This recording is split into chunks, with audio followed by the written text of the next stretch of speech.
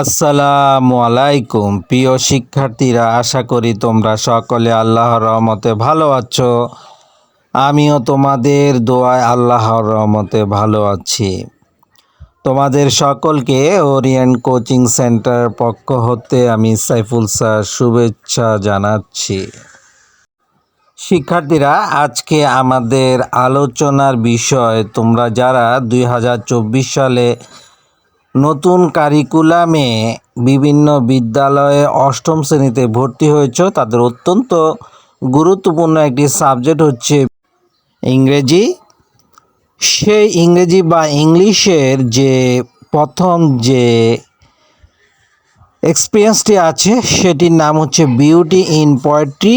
এই অধ্যায়টির উপর বা এই এক্সপিরিয়েন্সটির উপর এর আগে আমরা বেশ কয়েকটি লেকচার দিয়েছি।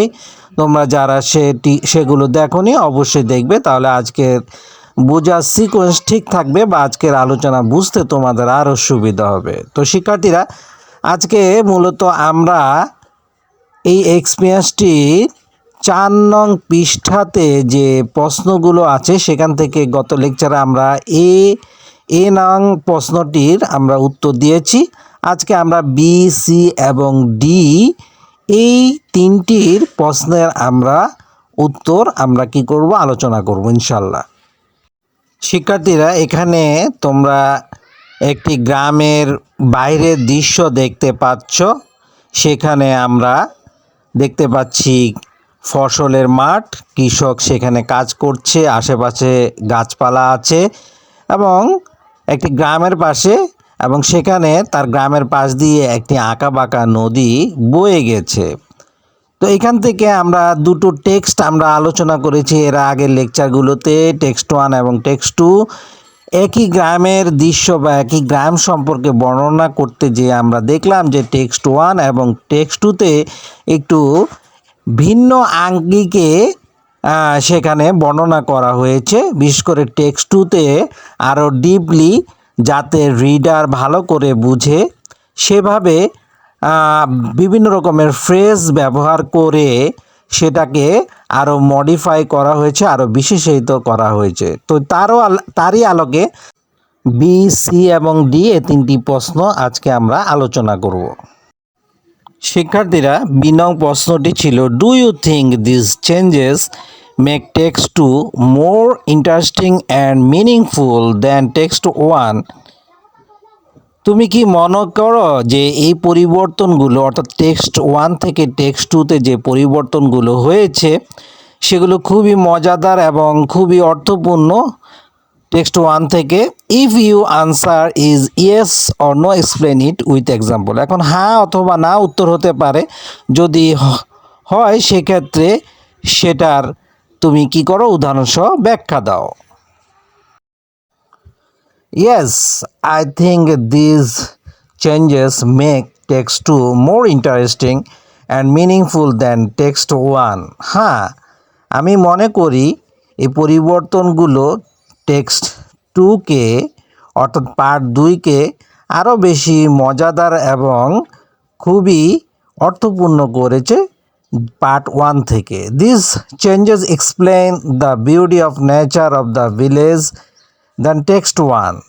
এই পরিবর্তনগুলো অত্যন্ত সুন্দরভাবে কি করেছে, ফুটিয়ে তুলেছে বা ব্যাখ্যা করেছে বিউটি অফ দ্য নেচার, অর্থাৎ প্রকৃতির যে সৌন্দর্য গ্রামটির, সেটি টেক্সট 1-এর তুলনায়। Here various phrases make more meaningful and enjoyable. এখানে যে বিভিন্ন ধরনের ফ্রেজগুলো ব্যবহার করা হয়েছে সেগুলি কি করেছে, আরও এটিকে আরও অর্থপূর্ণ এবং উপভোগ্য করেছে। These changes make a comparison which helps us to understand the text better. এই পরিবর্তনগুলো একটি কি করেছে, তুলনা তৈরি করেছে, অর্থাৎ টেক্সট 1-এর সাথে কি করেছে, তুলনা তৈরি করেছে। এই পরিবর্তনগুলো কি করেছে, যে বিভিন্ন রকমের জিনিসের সাথে কি করেছে, তুলনা করে সেটাকে কি করেছে, আমাদেরকে আরও বোধগম্য করেছে। For example, its environment is as refreshing as the gentle breeze. Here we can clearly understand how fresh the environment is. এখানে উদাহরণের মাধ্যমে আমরা বোঝানোর চেষ্টা করেছি যে ইট এনভায়রনমেন্ট অর্থাৎ টেক্সট টুতে এভাবে লেখা হয়েছে যে এর যে আবহাওয়া বা পরিবেশ বা আবহাওয়া সেটি অত্যন্ত কি উপভোগ্য, যা ভোরের যে আবহাওয়া থাকে, ভোরের যে আম, মলিন যে আবহাওয়া থাকে, অর্থাৎ সকালে যে মৃদু আবহাওয়া থাকে তার সাথে একে তুলনা করা হয়েছে। এর we can clearly understand how fresh the environment is. এখানে এই উদাহরণ অর্থাৎ জেন্টেল মর্নিং ব্রিজের সাথে এই গ্রামের আবহাওয়াকে তুলনা করে বা পরিবেশকে তুলনা করে আমরা খুব ভালোভাবে কি করলাম, বুঝতে পারলাম যে সেখানকার পরিবেশ বা সেখানকার আবহাওয়াটা কতটা বিশুদ্ধ বা উপভোগ্য। শিক্ষার্থীরা সি নং প্রশ্নটি হচ্ছে, do you think this changes in text to establish a strong connection between the text and readers. তুমি কি মনে করো এই পরিবর্তনগুলো, টেক্সটের এই পরিবর্তনগুলো এটা কি করেছে, নির্দিষ্ট করেছে এ স্ট্রং কানেকশন, একটি শক্তিশালী যোগাযোগ between the text and readers, অর্থাৎ টেক্সট এবং অর্থাৎ পাঠ এবং তার যে রিডার্স আছে অর্থাৎ যে পড়বে তার সাথে কি কোনো শক্তিশালী কোনো যোগাযোগ স্থাপন করেছে কি না। If your answer is yes or no, explain it with example, অর্থাৎ উদাহরণের সাহায্যে এটা তোমাকে বোঝাতে হবে যদি হ্যাঁ হয় অথবা না হয়। এটার অ্যান্সারটি আমরা এইভাবে লিখব, তোমরা তোমাদের মতো করেও লিখতে পারো। Yes, I think these changes in text to establish a strong connection between the text and readers. আমি মনে করি টেক্সট টুয়ে যে পরিবর্তনগুলো হয়েছে এটা কি করেছে, রিডার এবং কি টেক্সটের মধ্যে একটি শক্তিশালী যোগাযোগ স্থাপন করেছে।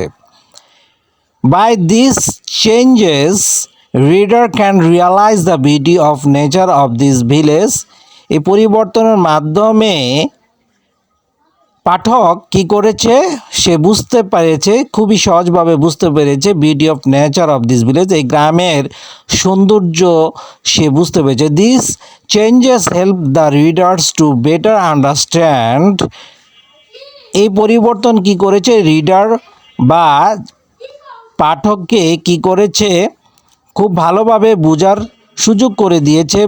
And also make strong feelings, এবং অত্যন্ত শক্তিশালীভাবে সে এটা বুঝতে পারছে। Understand and also make strong feelings. Okay, for example, you can move anywhere at any time. উদাহরণস্বরূপ, you can move anywhere at any time as it is as safe as your home. যদি তুমি এখানে যে কোনো সময়, you can move, তুমি কি করতে পারো, চলাফেরা করতে পারো যে কোনো জায়গায়, এই গ্রামের যে কোনো জায়গায়, অ্যাট এনি টাইম, যে কোনো সময়, as it is safe as your home. এটা কীরকম নিরাপদ, তোমার বাড়ির মতোই কি নিরাপদ।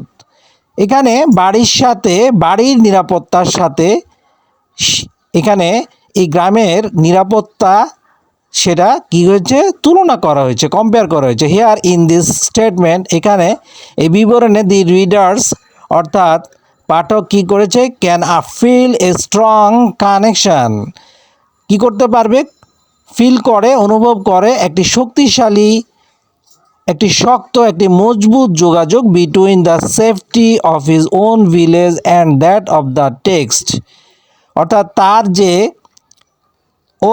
অফ হিজ ওন ভিলেজ, তার যে বাড়ি আছে বা তার যে গ্রামের সেফটি অর্থাৎ নিরাপত্তা আছে সেটার সাথে কি করেছে, এই টেক্সটটি বা এই গ্রামের সাথে, নিরাপত্তার সাথে সেই কি করেছে, সেটার স্ট্রং একটা শক্তিশালী যোগাযোগ স্থাপন করেছে। লাস্ট যে প্রশ্নটি ডি নাম্বার, সেটি হচ্ছে, do you think this changes help you to create a picture of the village in your mind? Again explain your answer with an example. অর্থাৎ বলছে তুমি কি মনে করো এই পরিবর্তনগুলো তোমাকে সাহায্য করছে বা তোমাকে একটি ছবি, ওই গ্রাম সম্পর্কে তোমার মনে একটি ছবি আঁকাতে সাহায্য করছে। অ্যাগেন এক্সপ্লেইন, পুনরায় কি করো, তুমি কি করো সেটা। Again explain your answer with the example, উদাহরণ দিয়ে সেটি তুমি বুঝিয়ে দাও। শিক্ষার্থীরা, এই প্রশ্নটির উত্তর আমরা এভাবে দেওয়ার চেষ্টা করেছি, তোমরা তোমাদের সুবিধা মতো তোমরা তোমাদের থিঙ্ক অনুযায়ী তোমরা উত্তর দিবে। Yes, I think this changes help me two create a picture of the village in my mind. হ্যাঁ, আমি মনে করি এই পরিবর্তনগুলো আমাকে একটি ছবি, আমার মনের ভিতরে সেই গ্রামটির একটি ছবি তৈরি করতে সাহায্য করেছে। বাই দিস, এর মাধ্যমে আই ক্যান ইজিলি রিয়ালাইজ, আমি খুবই সহজভাবে বুঝতে পারি, that how the village is, গ্রামটি কেমন। এই ধরনের একটি গ্রামের ছবি আমার চোখে ভাসে। For example, colourful cropland, river like a snake, the quietness of the village is as like a sleeping baby। এখানে কিছু ফ্রেজ ইউজ করা হয়েছে, যেমন এখানে বলেছে কালারফুল ক্রপল্যান্ড অর্থাৎ শস্য ক্ষেত বা ফসলি জমি খুবই কি রঙিন, রিভার লাইক এ স্নেক, নদী কেমন সাপের মতো, দি কোয়াইটনেস অর্থাৎ নীরবতা, গ্রামটির নীরবতা হচ্ছে গ্রামটির নীরবতা হচ্ছে লাইক স্লিপিং বেবি, ঘুমন্ত বাচ্চার সাথে তুলনা করে এখানে ড্রয়ের রিয়েল পিকচার, একটি সত্যিকারের ছবি আমাদের গ্রামটি সম্পর্কে আমার মনের ভিতরে কি করেছে, অঙ্কন করতে সাহায্য করেছে। তো শিক্ষার্থীরা, আজকের আলোচনা আমরা এখানেই শেষ করব। আশা করি আজকের আমাদের আলোচনা তোমরা বুঝতে পেরেছো। ইনশাল্লাহ পরবর্তী লেকচারগুলোতে আমরা ক্রমান্বয়ে এই অধ্যায়ের বিভিন্ন পৃষ্ঠাগুলো পর্যায়ক্রমে আমরা কি করব, আলোচনা করব, সেগুলির বাংলা জানবো এবং সেগুলি কোনো প্রশ্ন থাকলে সেগুলির উত্তর জানার চেষ্টা করব। তো আজ এ পর্যন্তই, সকলে ভালো থাকো। ইনশাল্লাহ পরবর্তী লেকচার আবার দেখা হবে। সকলে ভালো থাকো। আল্লাহ হাফেজ, আসসালামু আলাইকুম।